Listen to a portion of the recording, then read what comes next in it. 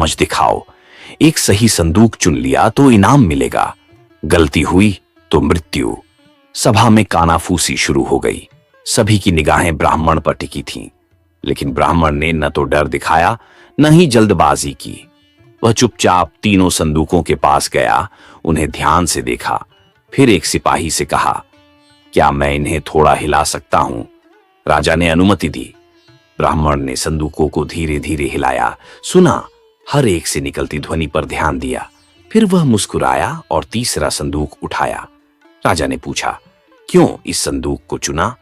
ब्राह्मण बोला, पहला बहुत भारी था, उसमें धन हो सकता था।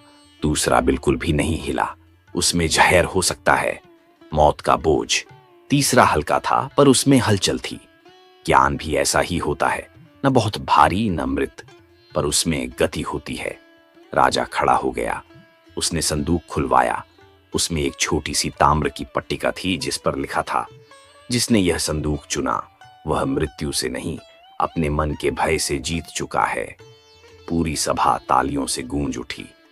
राजा ने ब्राह्मण को सिंहासन के पास बुलाया और कहा, आज से तुम मेरे दरबार के नीति निर्देशक हो। तुम्हारी परीक्षा पूरी हुई, अब राज्य तुम्हारे ज्ञान का स्वागत करता है।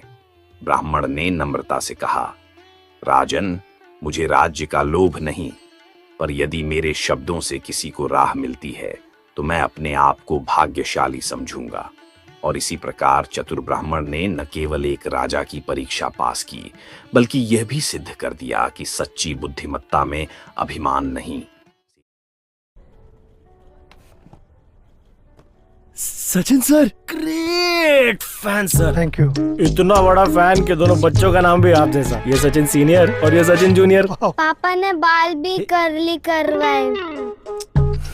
आपके जैसे सर। और हम भी ऑर्गेनिक, आप जैसे।